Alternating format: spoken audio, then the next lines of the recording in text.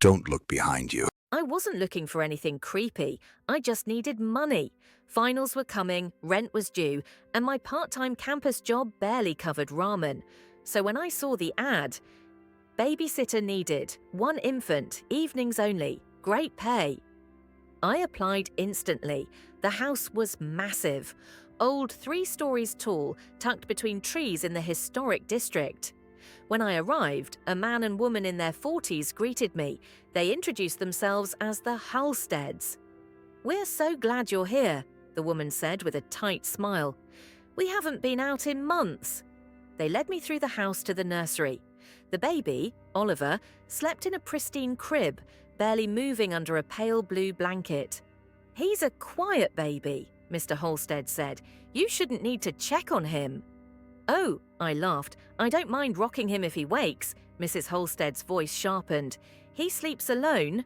She quickly softened. "Please don't be alarmed. He startles easily. We just don't go into the attic. That's where his room is."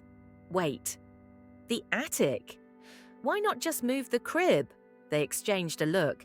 "It's tradition." When they left, the house fell silent. Too silent.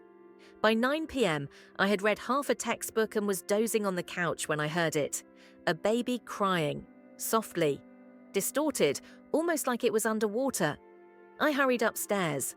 The nursery was empty, the crib perfectly made, no baby, no blanket.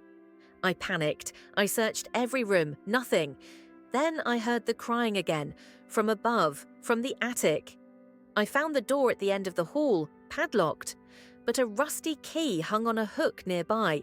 Every part of me screamed not to do it, but my hands were already moving. The attic stairs creaked as I climbed. The crying grew louder, desperate, human. The attic was nothing like the rest of the house, cold, dusty, smelled like metal and mildew. At the far end sat a crib. Inside, not a baby, but a blanket, neatly folded, and a baby monitor. The crying was coming from the speaker, then silence.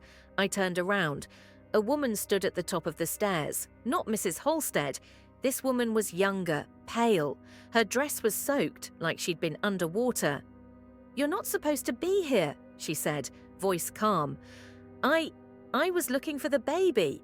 Her eyes narrowed. "They buried him up here, years ago." The air went thick. My ears rang. "Who are you?" I whispered. "I'm his mother," she said.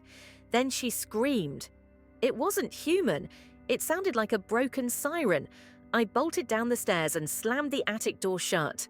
I threw the key down the hall, but the crying kept going, louder, now from behind the walls. The Halsteads returned at midnight, smiling like nothing had happened. I tried to tell them, but they just nodded. "You heard her, didn't you?" Mrs. Halstead asked gently. "She shows up for everyone who doesn't listen." "Who was she?" They didn't answer. I grabbed my bag and left. I told myself I wouldn't return.